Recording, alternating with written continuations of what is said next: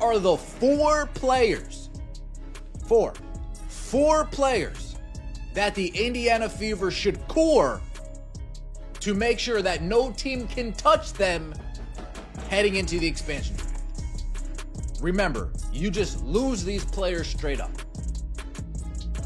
You don't get anything back for the players. They're gone. We didn't get anything for Temi, did we? No. The Indiana Fever are the buzz of the town because they have dominated headlines and social media feeds. Everywhere you look, people are discussing them.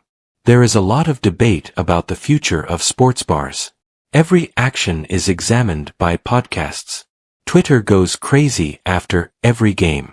But what if the real story isn't happening on the court? What if all of the spectacular performances, wins and losses we've been witnessing have only been a distraction from the real drama occurring behind closed doors? Behind the highlight clips, post-game interviews, and painstakingly prepared news conferences, whispers of a fractured locker room have grown into a roar that cannot be ignored or dismissed as mere rumors. With the sudden and purposeful dismissal of 4 players in fast succession, it appears that head coach Stephanie White has finally acted, implementing a plan that may have taken months to design. But was this about team building and deliberate roster formation? The kind of tough decisions championship organizations must make? Or was it a desperate attempt to regain control of a group that was about to fall apart? A last-ditch effort to salvage a failing season. The basketball community has been watching with a mix of interest, concern, and morbid curiosity as the Fever's internal disputes have begun to surface. What started out as vague rumors muttered in arena hallways and unconfirmed accusations from unnamed sources has grown into a full-fledged organizational disaster that might damage what many believed to be the franchise's crucial season. The question that everyone has is straightforward but important. What actually happened in Indianapolis? To understand the current issue, we need to look back in time. With the Indiana Fever, this wasn't always the case. A few years ago, they were one of the best teams in the league and a model of dependability and professionalism. Championship banners were on show in their arena. Despite having a loyal and passionate fan base, professional sports are brutal, and the Fever ultimately had to confront the reality that all organizations must confront. Rebuild or become outdated. Stephanie White was not hired in a rush. The front office conducted in-depth interviews, met with league insiders, and examined hours of footage from her previous coaching positions. White had a tremendous background, having played basketball at several different levels. She had played and coached in Indiana before, so she knew the market there. It was believed that she could restore the discipline and defensive identity that had once defined Fever basketball. The team also made the crucial decision to draft generational talent at the same time. When Caitlin Clark's name was revealed on draft night, the crowd erupted. Supporters felt hopeful. The media published headlines. Dollar signs, ticket sales, jersey sales, revenue, and national television appearances were also seen in the front office. Clark was the epitome of what modern basketball had become. Vibrant, creative, unique, and incredibly captivating to see. However, nobody gave this any attention during those joyous moments. What happens if a coach who values structure is matched with a player who likes chaos? What would happen if you put together a team centered around a superstar and hired a coach who doesn't believe that superstar treatment is appropriate? These precise decisions planted the seeds of the current catastrophe. Behaviors that initially appeared sensible but ultimately proved to be inherently contradictory. You might be able to spot the warning signs of impending tragedy if you knew where to look. Initially subtle, but increasingly apparent each week. Experienced journalists and league insiders who had studied the WNBA for years and had a sense of when something wasn't right had been spotting tiny clues for weeks before the scandal became well known. On the surface, it appeared to the untrained viewer watching games on TV that the team was just going through the normal growing pains that accompany adding new players and adjusting to a new system. Every team goes through this, isn't that right? New players need some time to become acquainted with the playbook. The development of chemistry takes time. Coaches need time to get to know their players and figure out rotations.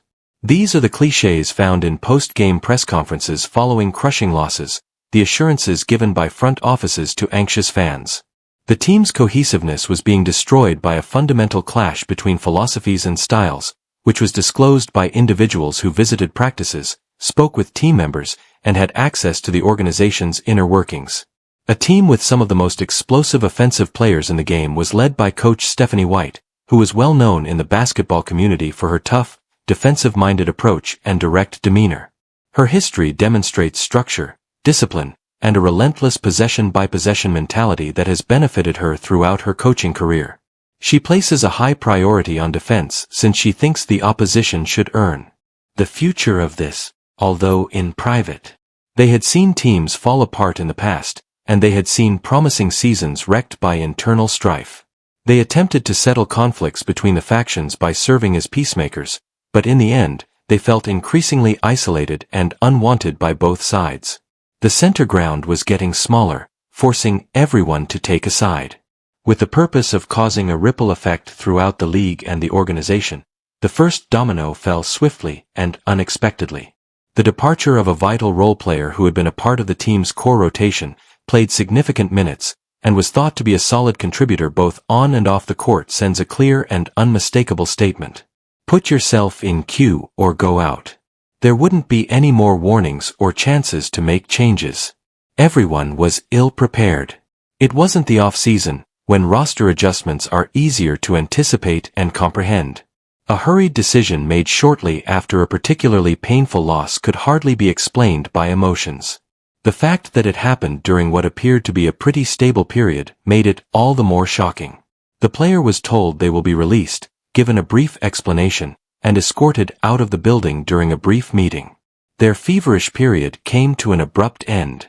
Although the front office's official statement focused on roster optimization, performance measures, and taking a different course, these decisions are often accompanied by business language. There were rumors going around in league circles that painted a completely different picture.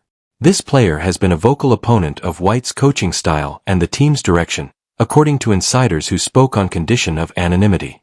They hadn't confided in only close friends or kept their concerns to themselves. At team meetings, they had voiced concerns about strategies they believed were antiquated and rigid. According to insiders who spoke on condition of anonymity, this player had been more vocal in team meetings, criticizing defensive strategies that appeared to limit the team's attacking creativity. They were reported to have assumed the position of spokesperson for a growing dissident group, advocating for people who felt similarly constrained but were hesitant to voice their opinions. A warning shot was fired across the bow of a split locker room, a traditional power tactic. They reportedly said things like, "This isn't how modern basketball works anymore," and "We're wasting talent trying to play a system from 20 years ago." It was White's way of demonstrating that opposition would not be tolerated, that her authority could not be challenged, and that loyalty to her system could not be compromised. The message was clear. It didn't matter how good you did, how popular you were on the squad, or how long you had been a member. If you didn't agree with the coach's vision, you were expendable. The timing of this initial step was crucial. Rather than at the chaos of the season's start or at a natural breaking point like the All-Star break, it emerged out of nowhere, shocking even seasoned viewers. This suggested that White and the front desk staff had been planning their response, monitoring, documenting instances of disrespect, and building a case. Before acting, they had been methodical and careful, giving the dissident voices a chance to fully express themselves. The locker room seemed to be filled with shocked and scared reactions. The friends of the released player were upset. Many began sobbing aloud as soon as they heard the news. But mourning was less common than dread. If this player could, anyone could be set free. Talent, productivity, and relationships within the organization were no longer significant. The only thing that mattered was compliance.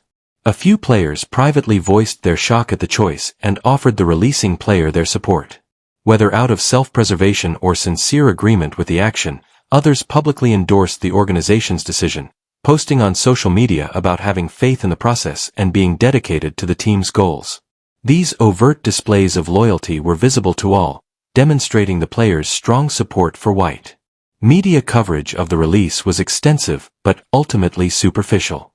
Because they couldn't find out the real reasons for the change, Reporters relied on speculation and statistical analysis to decide whether a player's productivity justified a roster spot. Those who took closer attention, however, realized that in this case, numbers didn't really matter. Here, control, power, and message delivery were at stake, and the message had been understood. Soon after, 2 more players were removed in quick succession in what appeared to be virtually premeditated conduct. The second release occurred just 3 days after the first, hardly giving the first shock time to wear off. The third happened less than a week later. These roster modifications might have gone unnoticed on their own as typical mid-season adjustments or the kind of roster tampering that any team engages in when things aren't going well. Teams frequently discharge players. It is a part of the business. Sometimes a player simply doesn't fit the system. Occasionally, their position becomes superfluous when another player takes over. Sometimes there are financial considerations or plans to sign someone else. Separately, any of these decisions could have been rationalized as unfortunate but necessary business decisions. When viewed collectively, though, they revealed something far more deliberate and disturbing. This was a coach who disbanded a group of dissidents and purposefully silenced voices that questioned her authority. It was targeted, intentional, and brutally effective. White wasn't only making roster changes. She was eliminating everyone she believed to be a threat to her power as part of a purge. Whispers of cliques in a shattered squad cohesion had plagued the Heat for weeks before to these movements. Players were supposedly seated at different tables for team meals, which is a common sign of a divided locker room. Veterans were seated at one table, novices at another, and exceptional players at a third. But the real differentiating variables were not age or experience. It is related to ideology. One table reflected those who supported White's approach. One person represented those who questioned it. The use of social media by a number of co-workers has clearly decreased. This is another clear sign for those who are paying attention. Players who used to frequently remark on each other's posts suddenly ceased doing so. The well-selected group photos noticeably lacked some player combinations. The customary camaraderie that sets successful teams apart appeared manufactured, choreographed, and put on for the cameras rather than being genuinely felt. Players would embrace one another after great plays during games, but the celebration seemed forced and manufactured rather than organic. With these successive releases, Stephanie White appeared to be performing surgery on her team by getting rid of what she thought was the virus's source before it could spread and contaminate the entire roster.